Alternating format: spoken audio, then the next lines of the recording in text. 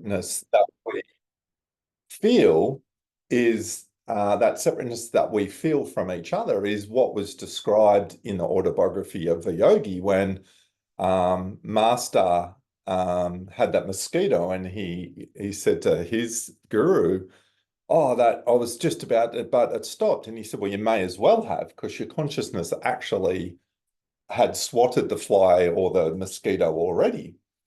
And this is kind of that separateness. So what created that out of that story was that Master had a thought of separateness from that mosquito. And that is looking through these realms of light that are now shining out, and each one of us seeing completely separate. But if you think about it, every single one of us is a part of that light. If you keep following it all the way back through, we're all a part of that one light. We're just created through these mirror images, all these layers of if you like a prism, and you shine a light through it, and then all of a sudden the light comes out, and each layer of our consciousness comes through. But ultimately, we are all a part of that light. We are made up of a light show. We hear it in all scriptures that this movie realm that we're living in is a light show, and that's essentially it. But this separateness that we're talking about, or this consciousness, and the separateness apart from it, is us judging someone else's dark and light. Mm-hmm. And there's a beautiful story that Davy shared around this story that she read. And it was about two souls that had passed over, and they're heading up towards the light. And as they're heading up towards their light, they're looking at each other, and they're a bit awkward at first. They're all sitting here saying, "Oh, should we talk? I don't know. I guess we're heading in the same direction. How are you? Where are you from?" And yep, I'm from this part of the earth. And well, I'm a Christian. I'm a Muslim. And then there was a bit more awkward silence. It was like, I don't know. I think you might be heading to a different light to me. Anyways, they get talking on this way up towards the light. They're sharing with each other about where they've come from, and then because they're true in their beings, they start talking about, well, hold on, I really pray that he is free like me. I'm going to my God. And the Muslims saying the same thing. Well, I really hope that he finds his God or comes across to my God on the way up. So they're really playing for each other's souls. And then as they're moving closer and closer, they get to know each other a little bit more and start feeling each other. And then by the time they get to the top, they're actually praying and saying, well, if you, I think, no, you go through the light before me. Like, I really want you to go through the light before me, because, I feel we all need that. And then the other person, the other soul's doing the same thing. Like, I really pray that please take them before me. And eventually one soul goes through. And the beautiful part of that is they're all a part of the one soul. The souls merge at that point of light. It's like the beginning of that layer. Eventually, if you get through all the layers of these lights, eventually we're all one light. So that merging at that point is the essence of what this is all about. And what creates anxiety, what creates these things, or the need for peace, or for the need of these things, is essentially that we see everyone completely different in its element. And it's not that it's the consciousness behind it. It's the judgment. It's the feeling of, oh, they're completely different. And, oh, well, why are they different? And if only they did this. But everyone's on their same journey. If you think about the light, everyone's on their own journey. Everyone's on that own path. They're all a part of that one light. They're just learning their lessons along the way.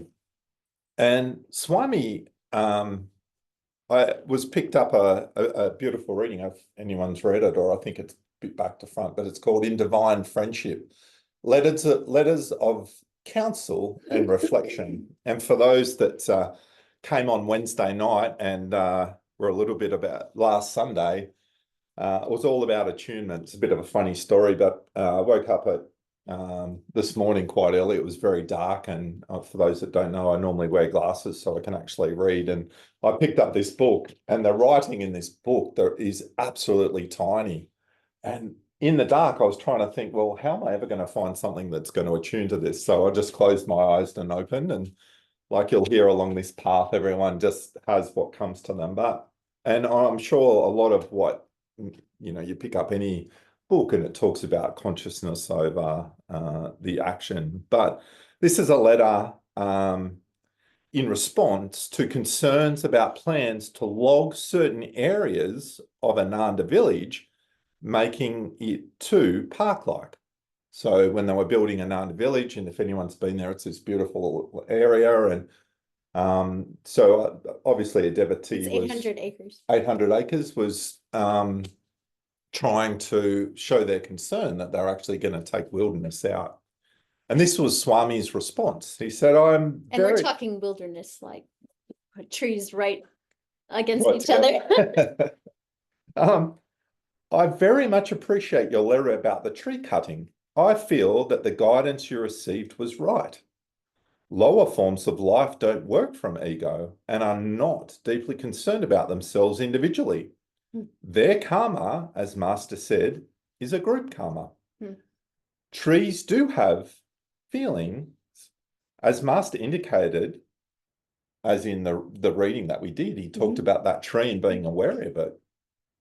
Much more than most people's is for the general rightness of things and not for themselves, particularly or for personal likes and dislikes. Life and death are, for them, more or less meaningless, and death is not a cause of suffering. It's interesting. And we talked about that last week, saying as we evolve, it's kind of funny, as we come into the human realm, we almost take a step back. This free will is as much as a curse as it is a blessing. I'd like to add a thought about your lack of interest in parks and your preference for natural wilderness.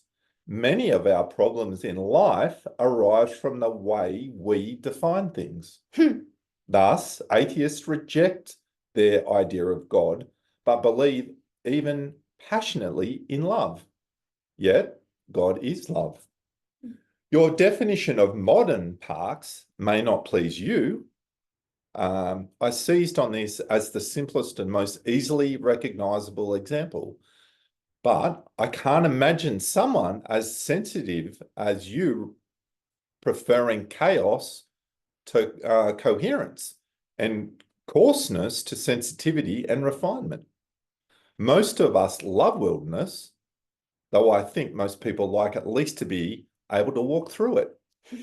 The vibration of a place can be spectacularly uplifted when the place is developed, not with a view to destroying trees, but to make it beautiful and cared for. The very devas attracted to places where there is pure devotional energy, as distinct from the unfocused, haphazard energy of commercial enterprise.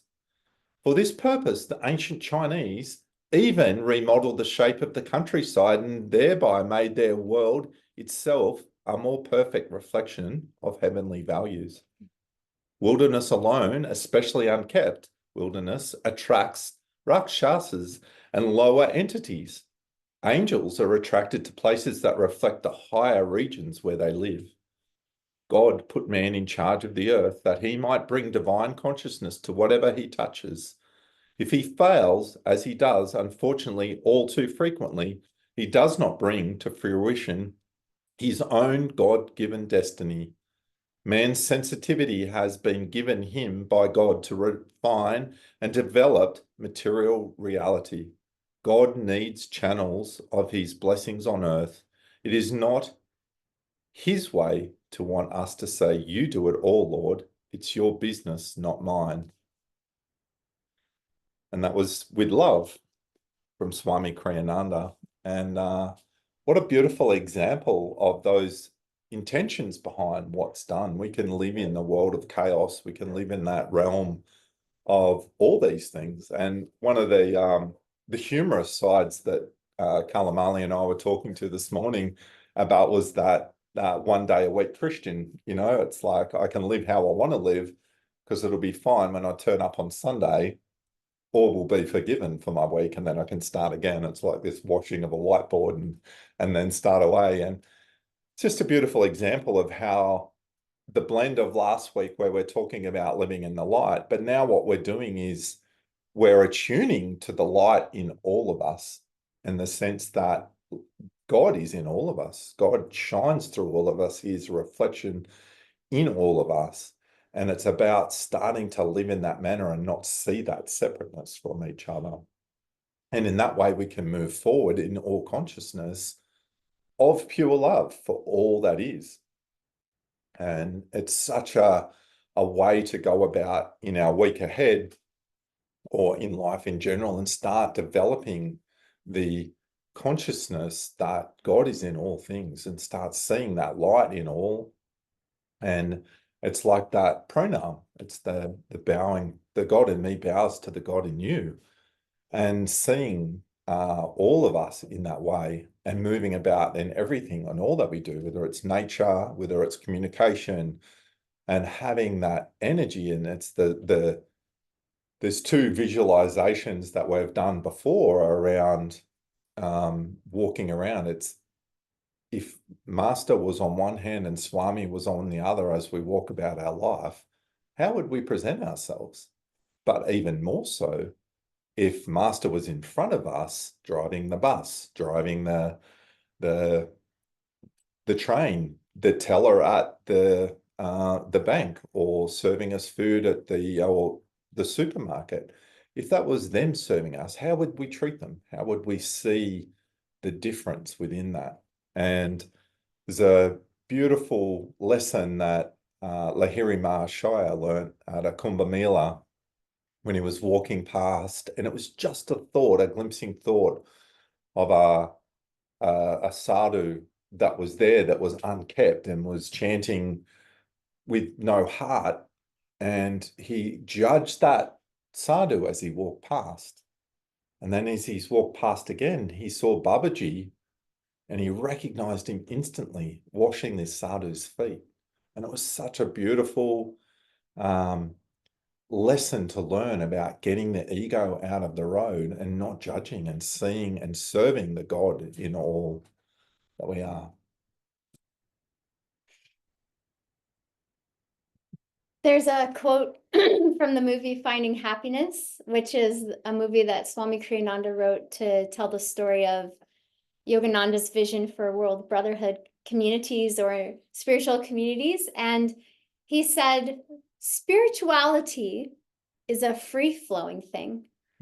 So if you think about what draws a lot of people to this path, especially these days and age, is it feels more in alignment with this age of energy that we live in, where form, structure, rigidity, dogma, rules, defining things this or that. We're on more of like a spectrum of continuity where things can flow freely and we're not limiting form. So when in the past we came from a space of time where things were blocks of ice, you could say that's good, that's bad. Whereas today, spirituality sees all of us as beings who are growing and evolving. And we can say, that behavior, probably not for the best. However, relative to where they started, that's pretty good. So if you apply that to as you go about your life, it's a way to feel that sense of patience. I think anyone who's a parent understands this, where you practice understanding where that child is at so that you can be a bit more patient. And if we look at each other, also as children of God, we're just on different parts of that journey. And so the people of the world who might be misbehaving quite a bit is learning to see them as God sees them in that span of eternity. Where is that soul in that journey?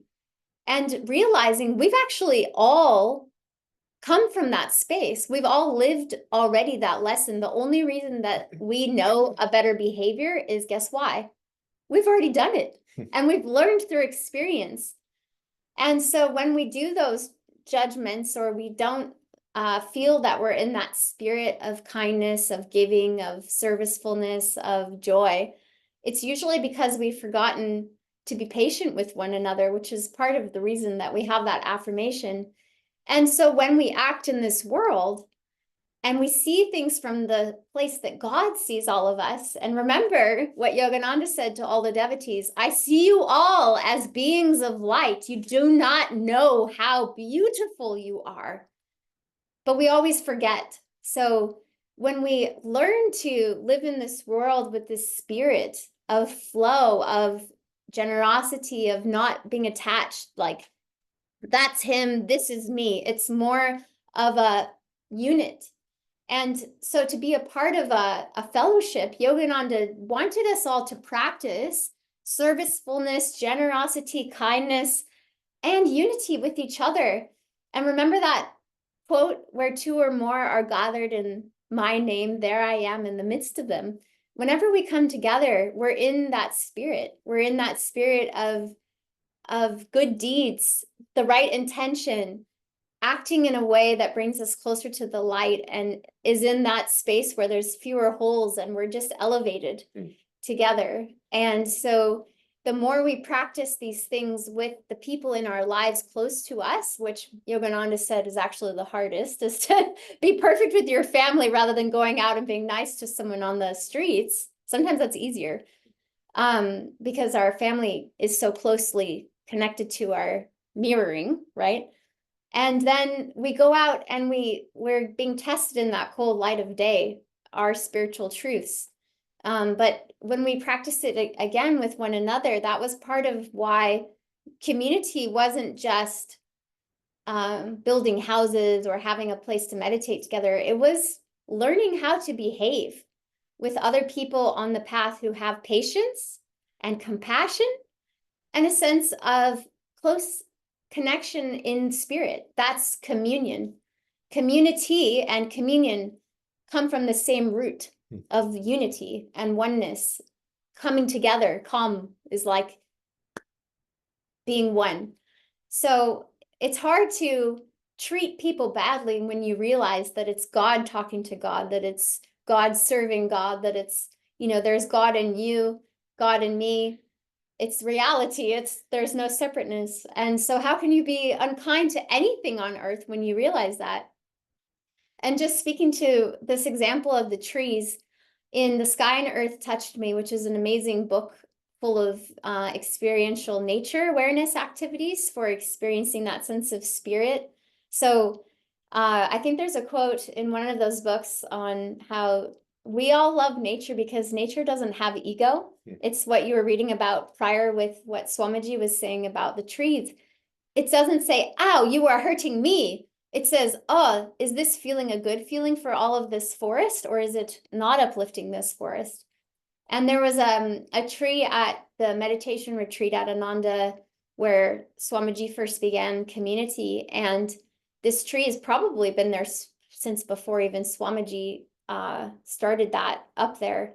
And it's in the foothills of the Sierra Nevada mountains. And this tree was known for its wisdom, and you can meditate with this tree. And the message from the tree, which Bharat shares the story at the ending of his book, is that if we had one thing to learn from grandfather, the tree of wisdom, who's seen it all, he said, we need to learn patience and kindness.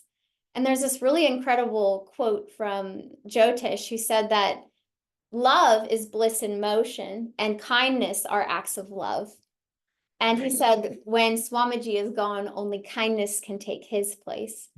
And we know from prior to that, the saying it goes, when Yogananda is gone, only love can take his place. And so we're so fortunate to have this path with these great ones who have shared with us a way to be in a flow, in a spirit of kindness, in a spirit of giving, in a spirit of joy. And so all we have to do is remember that when we go out and when we're experiencing those things that help bring us together and to feel that sense of unity, those are spirit affirming moments.